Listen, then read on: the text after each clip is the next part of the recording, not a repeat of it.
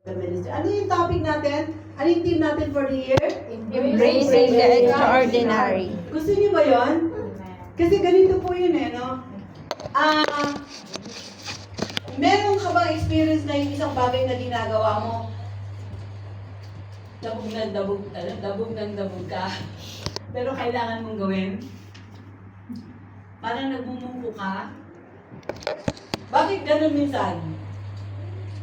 Anong dahilan kaya? Walang extraordinary lang. Walang lang. Time. Kasi, minsan, baka nakikitan ka lang, nautusan ka lang, or kaya, most probably, ayaw mong gawin, pero wala namang ibang gagawa. Diba? So, sa totoo lang po, pag sinabi nating ministry, paglilingkod, service, mahirap itong gawin kung wala sa puso, right? Amen. That is why, it's very important talaga na ma-embrace natin yung extraordinary love for the ministry. Kasi alam nyo, kahit na maliit lang, alam mo, pakita mo nga yung nalaglag na balat ng candy na yan. Ganun lang kasimple. Pero pag masama ang loob mo, doon siya nag-uuso sa'yo, parang napakabigat na sa trabaho mo, di ba? Ganun. So, wala kang love for the ministry, wala kang love sa ginagawa mo, nagiging mabigat. Pero, kung love natin, yung ating ginagawa natin, kahit gumising pa ng 3 a.m. yan. Amen.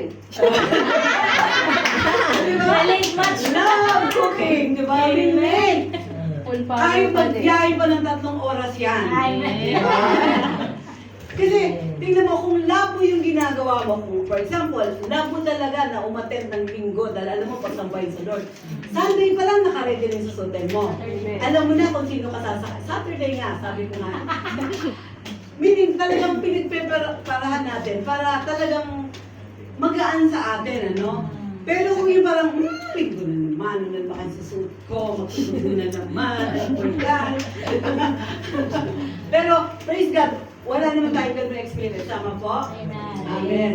Lalong-lalo na pagka, ano kayang iluluto ko, may kain ng Maria. So, the main idea na gusto ko i-share sa ating lahat, kasi po, ang ministry, o yung paglilingkod na ginagawa natin sa Panginoon, it should be rooted in love. Amen? It should be rooted in humility. Kasi nga po, pag wala yun, sinagot na ni Ate Gina, we cannot live without the extraordinary love for the ministry. We cannot live triumphantly and joyfully sa paglilingkod sa Panginoon kung walang ganon. Kasi sa totoo lang, yung salitang lingkod, maganda ba? Sa amin. Ay, oo, nakaupo lang. Nakaupo. Sa amin ko, Okay. Yun ang salitang serbisyo. Kaya wala na siyang gusto. Kasi sa Bisaya. Ang sarap kaya nga po pag sa Davao. Ang sarap talaga doon. Ang sarap mag-serve kay Lord pag doon sa Davao. Lahat nakalingkod. Lahat nakalingkod. Relax na relax. So, ayun po kung wala tayo nung, honestly, lahat ng magaan, nagiging mabigat. Pero conversely, kahit mabigat, nagiging magaan. Amen. So that's what the magic love for what we do can do for us, no? Halimbawa, yun nga, kahit sa bahay, kahit sa, yun nga, especially sa paglilingkod, kahit sa kay siya, di ba? Pero sabi nga natin kanina, no? Yung word na serbisyo, at actually, no, yung lingkod, ayun na naman hindi naman talaga yun masarap pakinggan. On our natural man. Yun tayo talaga. Gusto mo ba na maglingkod o mag-serbisyo, magtrabaho? Sabihin natin sa word, kasi yung servant, ano yun yung pangit, yung mahirap na word. Hindi lang siya lingkod, alila. Alam niyo yung word na alila? No? Paano kung aking kamorgi na alila? Parang napakabaka. Pero sa totoo lang, that is the very word na gustong iparealize sa atin ng Panginoon. Ang totoo, yung sino yung naglilingkod kay Lord? Sino yung nagsiserve kay Lord? So meron tayong ganong attitude dapat, no? Na yung paglilingkod sa Panginoon, talaga pala ito ay pagpapakababa. It's rooted in humility and love. So, importante na ma-adapt natin, ma-embrace natin yung extraordinary love for the ministry para maging magaan sa atin. Otherwise, it will be burdensome para sa atin. So, ayan po, no? Sabihin ko rin na may mga studies na nagpapatunay talaga when you love what you do, it increases your happiness. Diba? It increases your, na-enhance yung well-being mo, yung productivity mo, madali. Diba sa kasya, pag gusto mo, motivated ka, ang bilis mong makatapos. Kasi sa church, kahit mahirap, pag nagkakaisa tayo, pag meron tayong love sa ating ginagawa sa Panginoon, walang mahirap, lahat ng nagiging madali. So, yung sense of purpose and fulfillment natin ay mas lalo siyang tumitibay. And most of all, it also builds stronger character sa buhay natin at stronger relationship natin sa Panginoon at sa isa't isa. In short, once again, if we love what we do in our ministry, lagi tayong tagumpay. Sino ba yung mga matagumpay na Kristiyano? Sila yung naglilingkod ng may pag-ibig. Diba? So, pag paano ba maging matagumpay sa ating Christian life? Maglingkod tayo na may pag-ibig sa Panginoon. So, ganoon po. So, today, ang pag-uusapan natin, yun po, paano ma-develop, paano ma-adapt, paano natin ma-embrace yung extraordinary love for the ministry. Pero, ang goal natin ito, para maintindihan natin, yun nga, kailangan makita natin saan ba nanggagaling dapat yung mga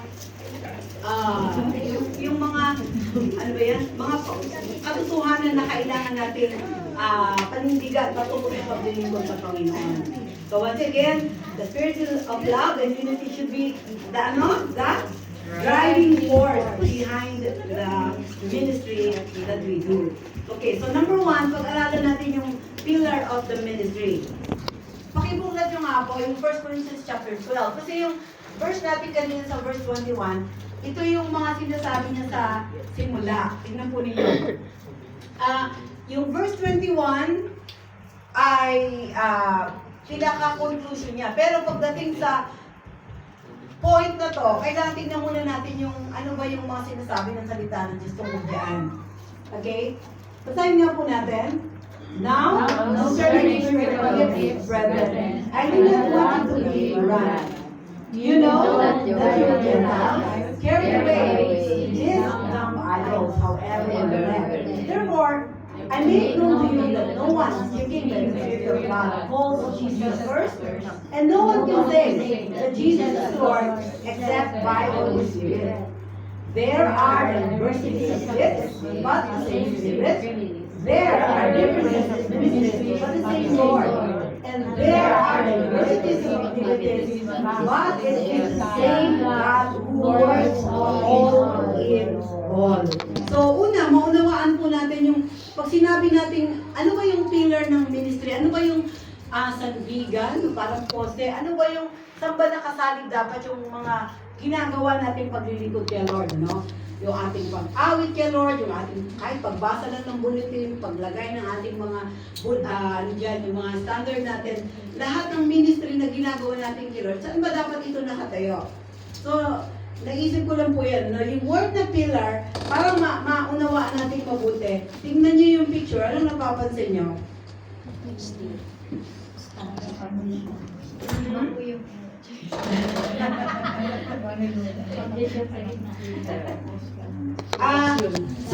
Yung word na pillar, parang ganyan yung explanation niya.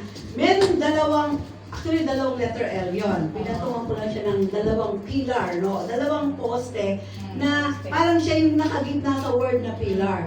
Na siya yung nag-hold all together sa kanya nakatatag. Amen? So, una muna, pag sinabi natin, ano ba dapat yung pillar ng ating ministry? Ano ba dapat yung kinasasandigan ng paglilingkod natin sa Panginoon? So, once again, yung binasa natin kanina sa verse 4 to 6, yung may mga underline word, ano sabi? There are diversities of gifts. Iba-ibang mga spiritual na kaloob, no? Makakayahan.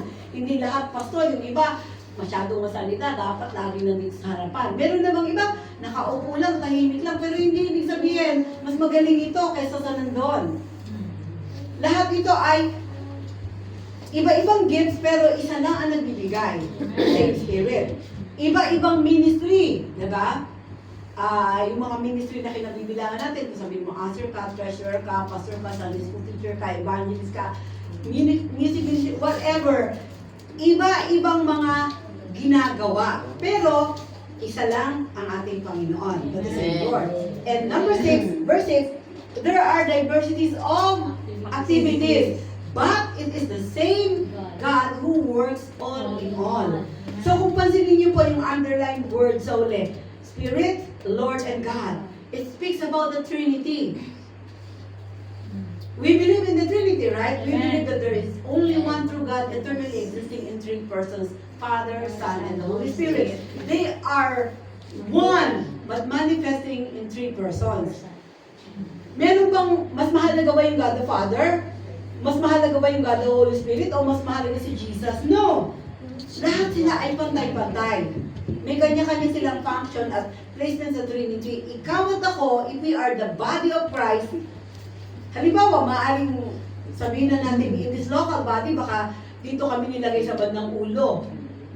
Pero ikaw kamay ka. Pero ikaw paa ka. O kaya wallet ka or bulsa ka. Pero ay wala pa lang wallet yung katawan. I mean, ano ang parte natin?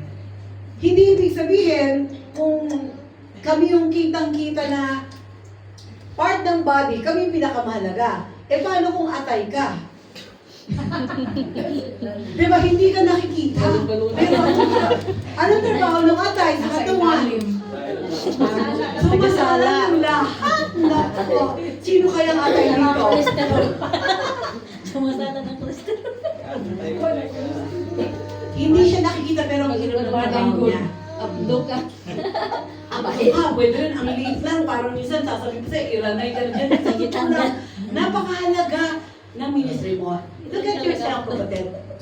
Minsan tinuturing din natin yung ating sarili. Hindi naman ako pastor, hindi naman ako leader, hindi naman ako gumagawa niyan, pero alam mo, if you are part of the body, sa totoo lang, kahit kuko ka lang, kahit kalukap ng mata ka lang, hindi yun nilalang lang eh.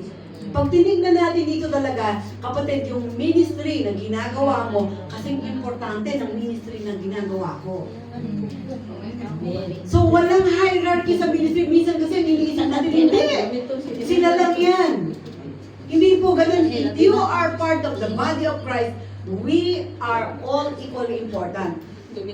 Nagluluto lang po ako, tagaluto lang po ako pag may bisita kaming pastor. Naghahatid sundo lang po ako pag may member na walang sasakyan. Nag-ano lang po ako dun sa aming malaking parking, ano, nagta-traffic, laki ng parking natin. Nilalang lang natin, akala natin walang masyadong value yun. Pero, eto po ang tandaan mo, lahat ng paglilingkod mo kay Lord, basta ginagawa mo, ayon sa pag-ibig at pagkakaisa na gusto niya sa atin, magkasing halaga tayo. Sabihin mo sa tabi mo, magkaiba tayo. Magkaiba tayo. Pero, pareho tayong importante. Salamat natin si Lord. Isang sikreto, para hindi tayo nagkakaroon ng selusan, comparison, hindi pagkakasundo. We have to love and love yung mga pagkakaiba natin. Hindi mo po pilitin si Pastor yung mag-slow down. No? Siguro ang mahinhin talaga magsalita si Pastor Leo, yung mga ganon. Pero, I mean, hindi natin pipilitin yung gift mo na wala sa'yo. Pero hindi mo naman din iisip, ganito ako, dapat ganito kayo lahat. Hindi rin. Kailangan, ang mahalaga lang, eto po. I will finish this point, sa yung salita na to. Mahalaga talaga kung alam mo yung part mo. Na alam mo yung calling mo, alam mo yung ministry mo, saan ka inilagay ni Lord. Nung bata pa tayo sa Panginoon katulad ng baby, they still don't know kung saan ba talaga sila, ano ba talaga sila. Kung hindi mo pa alam, maaaring sabihin mo, Lord, baby pa nga ako, pero I desire na malaman. I desire to grow. Diba? Pero, kung malaki na tayo at hindi pa natin alam kung saan tayo, Yun ang may problema. Pero, baka si mama, anong maging gusto mo pag laki mo? Luto. Pero ito po, isang isang clue na gusto mong malaman kung yan yung calling mo. Hindi lang sa ministry, yung sitwasyon mo sa buhay, sa trabaho, sa career, yung mga ginagawa mo. Just one clue. Ito po, para malaman mo kung para dun ka talaga. Kung meron kang desire sa puso mo to do what you do excellently, that's your gift. Kung yung craft mo ngayon, may passion ka na talaga, I wanna do and give my best to it. It's a clue na yun yung, that's the way God has shaped you. Pero, kung sinasabi mo na, wala kasing ibang gagawa, bahala na kasi kailangan magtrabaho. Yung parang trabaho natin o yung ministry natin, activity natin, ini-endure mo lang, pero hindi mo ini-enjoy. May ganun, di ba? Kung ganun ang ating sitwasyon, even in the ministry, it's time for you to change your career. Kasi, ibig sabihin, wala ka dun sa talagang calling mo. Kasi si Lord, ang gusto niya sa atin, parang yung mga anak natin, ang tuling natin, gusto natin mag-enjoy sila dun sa ginagawa nila, right? Mari hindi pa sila perfectly na nandun, pero that's the most important thing of all. Pag naka-founded sa tama yung mga ginagawa mo, which is pinag-usapan natin kanina, our ministry, whatever we do for the Lord, is founded in love and humility. Love to the Lord and love to one another. At yung humility, pag amin ng Lord, give yourself. Wala akong magagawa kung wala ka sa akin. So, yun po, no? Medyo lengthy na uusapan ko ito, pero siguro I will share maybe about 2 or 3 points lang po.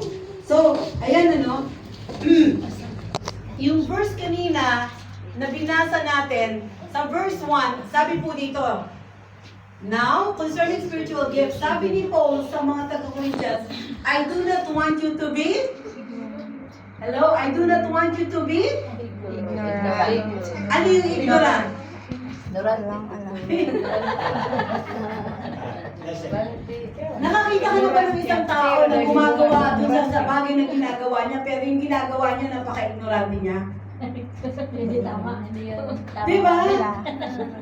Nakaka-frustrate yun. Hindi lang sa'yo at hindi lang doon sa gumagawa.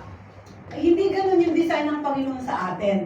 Ang gusto niya, yung ating mga spiritual gifts, yung mga ministry natin, alam natin kung doon natin talaga dapat gamitin yun. Tingnan po ninyo, sabi sa New King James Version, ano daw, I do not want you to be Ignorant. sa New International Version, ang sabi niya, I do not want you to be uninformed. Yung wala kang kaalam-alam, no? Ay, tinawag ka pala maging pastora?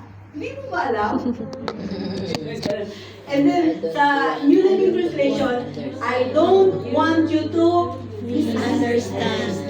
Hindi mo talaga naunawaan. So, point number 1, the pillar of our ministry, dapat hindi ka ignorant. Dapat hindi ka uninformed. At dapat hindi ka hindi nauunawaan mo. You do not misunderstand. No, hindi mo na misunderstood yung, ay, akala ko kasi itong gagawin ko sa church eh. No? So, yan po, malinaw na ang pillar natin nakapangit sa katotohanan. Okay? So, yan po yung sinabi ko kanina no, about the pillar. Number 2, the purpose of the ministry. Okay, verse 7. Sabihin mo nga, purpose. Purpose. So, una, alam na natin yung sandigan, alam na natin kung saan dapat yung ginagawa natin. Pangalawa, bakit nga ba? Diba?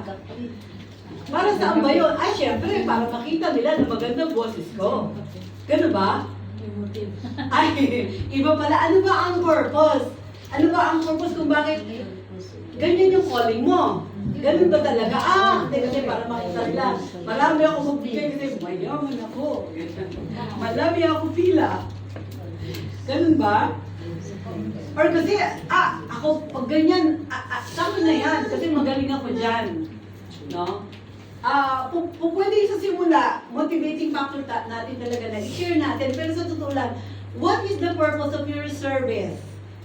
To glorify Him. To glorify God. Okay, tingnan natin nga kung tama yung sagot ng pastora natin. Alright, verse 7, ang sabi po, basahin natin. But the manifestation of the Spirit is given to each one for the profit of all. Sabihin mo nga, profit of all. Profit of all. In Tagalog, tubo ng lahat. Kita ng lahat? Kita na lang. Hindi. Kapakinabangan ng lahat. For the benefit of all. So sabihin mo sa katabi mo ulit, yung gift ko, Yung gift ko. para kayo, yung gift ko, para sa kapakinabangan mo. Kasi akala natin yung mga kaya natin gawin para sa kaluwalhatian natin, para sa development natin, para sa glory natin, di ba, na ako pa. Parang ganon. Pero, ang linaw, ano, yung gift mo, tsaka yung gift ko, para kanino ako nag-preach dito? Para sa'yo. For the profit of all, for the profit of the body. So, yun ang purpose. Okay? So, once again, tignan po, ito lang yung explanation niya. Ano ang sabi ng New King James Version? The manifestation of the Spirit is given to each one of the all. Yung International Version. Now, each one of the manifestation is given for the common good. Yung Living Translation, a spiritual gift is given to each of us so we can help each other. So, what's the purpose of our ministry? Ulitin natin yung naka-underline. For the profit of all, for the common good, so we can help each other. Sabihin mo, clear. What is the purpose of our ministry? Para sa lahat, for the profit of all, for the common good, so we can help each other. Amen? So, malinaw, ano yung purpose. So, isipin po natin, ano, ito pala dapat yung aking motibo. Number 3, the placement of our ministry or the ministry. Halimbawa, yung kinalalagyan mo. Pag sinabi natin placement, hindi yung placement fee sa agency. Meaning ito yung positioning. Amen? Nag-order ba ako ng kape? Bakit hindi pa? Ay, nag-deliver na, isa-isa. Ano na to, ne? Deliver na ito. Sabi ni Awa, sermon yan ang tira. gusto niyo pa po? I can close in prayer. Kung kaping-kaping na si Kap. Nag-deliver na ng mga kape. Deliver na. Free deliver yun. Okay, quick lang po. Mahalaga to. The positioning of the ministry. Yung, hindi ka ba nagtataka kung bakit ba may pastor? Bakit ba may assistant pastor? Bakit ba kailangan pa ba ng answer, ng driver? Kailangan pa ba ng giver? Kailangan pa ba ng sender? No? Nung last time po na nag-testimony ako dito, sabi ko po ulit, salamat sa lahat ng mga prayers and support, ang tulong, no? Yung pagpunta namin sa Pilipinas, even up to now, no? Alam niyo po ba, nasa Leyte sila ngayon. Kagabi, meron silang Jam Night, which is evangelistic service, sa Leyte. At yung pong ating mission team, dalawa na lang sila doon. Pastor Elmer, saka si Bishop Abner, and then yung mga volunteer natin from the Philippines. So, amazing yung ginagawa ng Panginoon. Nagkaroon pa sila ng 2 bonus activity. Yung sa Malolos, Bulacan, nagkaroon din po ng isang gabi na preaching and parang crusade. And then, another one, isa may Kawayan, Bulacan, yung leader ni Pastor Ren sa si Sohoka. Nagkaroon din tayo ng gawin sa may Kawayan, Bulacan. Ito po, ngayon, ang problema natin. Ang daming gustong magbukas ng church. Palapakan niya natin sila.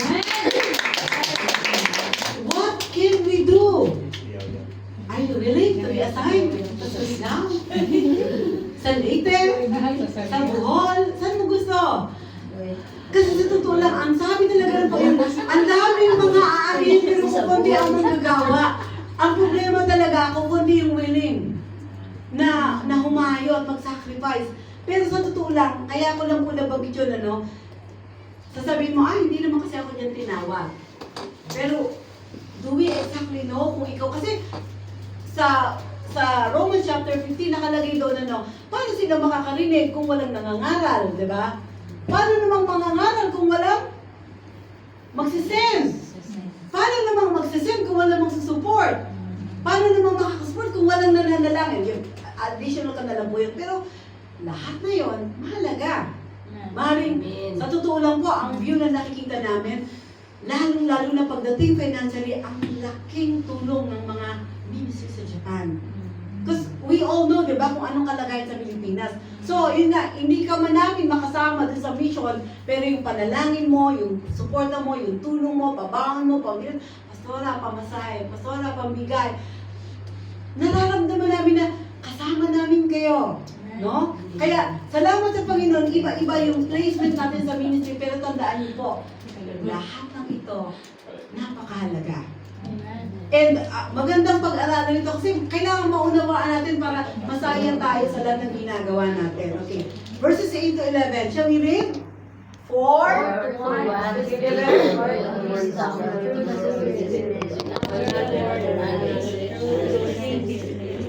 So another way was the same Spirit, to another gifts of healings was the same Spirit, to another the working of miracles, to another prophecy, to another discerning of spirit, to another different kinds of tongues, to another the interpretation of tongues. But one and the same Spirit works all these things, distributing to each one as He wills. Sabihin mo ulit, as He wills. Pwede bang sabihin ng ilong na bakit ba ganito ako? Dapat pa gano'n na lang. Bakit ba dadalawa yung tenga ko? Sana 4 para marinig ko. Sino nag-design ng katawan natin? Only God. Same thing, sa Bible po, ikinumpara ang church sa body. Para madali nating maunawaan how the body really function, how the body was masterfully designed by God. Diba? Honestly, nung bata pa tayo, no? Bata pa tayo o ako, alam mo yung, iniisip ko rin yung ganito, bakit ba ganito yung ilong ko? Sana gano'n na lang. Bakit ba ganito yung mata ko? Sana gano'n na lang. Diba? Yung parang gusto mong maging presentable, not necessarily perfect, maganda, pero gustong-gusto natin na, yun nga, bakit? Hindi naman po masama sa panahon nito, ang daming etc. nagpapa-enhance, ano? Pero, because you care for your body, hindi naman natin sinasabing masama yun. Except, of course, yung iibahin mo na yung design ng Panginoon sa'yo. Pero, inaalagaan natin yung ating katawan, pinapag na inaayos natin, basta hindi tayo magugo against ang ilang Panginoon, hindi naman yun ang question. Pero, ang tanong, yung pagkaka-design sa atin ng Panginoon, pwede mo ba itong questionin? Ikaw na kaya gumawa. Minsan hindi mo man perfectly matanggap or parang bakit gano'n? Pero alam nyo, you are perfect. Kung paano tayo dinesign ng Panginoon, yung itsura natin, di ba nabanggit ko nga noon, ano?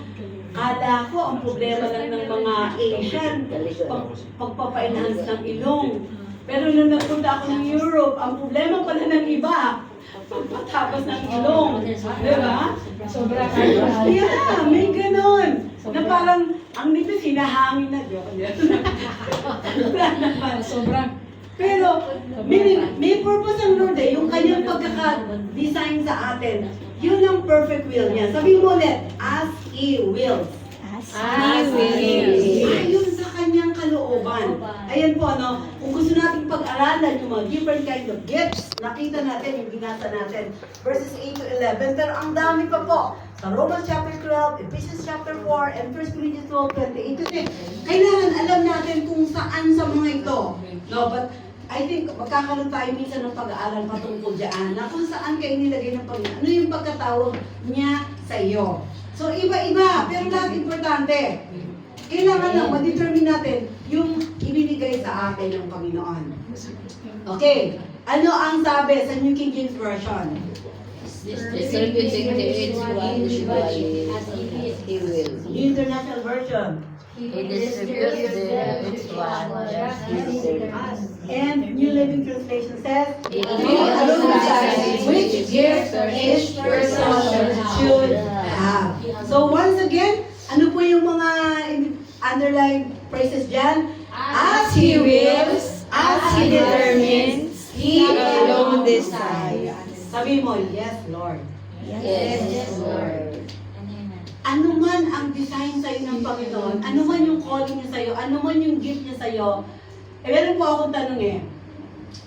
Actually, ano po ito, parang dapat may discussion ng konti dahil seminar po po siya.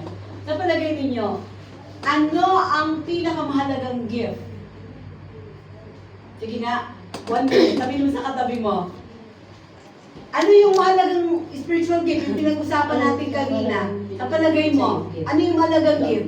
Sige po, 1 minute, kausapin mo yung katabi mo. Ano sa palagay mo? Pinakamahalagang gift ay tiyatag ni Lord. Kailangan sagutin mo yung katabi mo sa likod. Brad, kayo ni Mama. Wala kayong partner. Ano mahalaga? Buhay na. Life. Asa din Buhay, binigay. Ang spiritual gift po, yung pinag-usapan natin, yung calling. Calling. Oo. Ano ba? Pinakamalaga, pastor, prayer intercessor. Kailangan ba yung giver, yung supporter? Kailangan ba yung teacher, yung prophecy? Alin ang pinakamalagang spiritual gift? Serving. Okay? Sumagot na kayo? Taas ng kamay, may sagot. Uy, kasabi na sa Serving. Ayan. Anyway, ano lang naman po yan, parang brainstorming. In Tagalog, bagyuhan ng utak. Ito po yung sagot. Alam niyo kung ano yung pinakamahalagang ministry? Alam niyo kung ano yung pinakamahalagang spiritual gift? Do you know the answer? Do you want to know the answer? Ang pinakamahalagang spiritual gift, kung ano yung binigay sa'yo ni Lord. Palakpakan nga natin si Lord. Kasi, pag walang pastor, wala na tayo. Kung walang makikinig, wala rin yung pastor. Yung mga umahayong missionary, yan ang pinakamalaga kasi sila nakakaabot. Praise God. Kung wala sila, walang church yun. Kung walang nag-support, kung walang nanalangin para sa kanila, walang nag-accommodate, nagpakain, akala mo, importante yung tagahayo. Paano kung hindi mo in-accommodate sa bahay mo? Wala yung mga pastor, matutulog sa People's Park. Hindi. Pero ibig ko sabihin, yung gift mo, na binigay siya ng Panginoon, basta ginagamit mo para sa Kanya, that's the most important gift. Ang totoo, ito po yung gusto kong iparealize about isa. Walang hierarchy sa calling. We are all equally important. Kaya, ganun kakahalaga sa Panginoon. So, we need to appreciate, kailangan paalaga natin na ito palang ginagawa ko, nagluluto, nagpapakain ng mga, ito palang ginagawa ko, nagbibigay para sa gawain, ginagawa ko manalangin, ang ginagawa ko, nagdadrive ako, ang ginagawa ko, naglilinis ng church, ang ginagawa ko, sumasama ako sa mga umahayo. Pero kung wala sila, hindi siguro ganun ka-importante yung ginagawa ko. No. Yung ginagawa mo sa Panginoon, kumakanta ka man, nagtatype ka man ng kanta dyan, ano man ang mga ginagawa mo para sa Panginoon. That's the best spiritual gift. Amen? Amen. Yes! Okay, so gusto ko putulin doon, no, yung ating topic. So, given the chance, pag-pray po natin, that's the half of what I would like to share.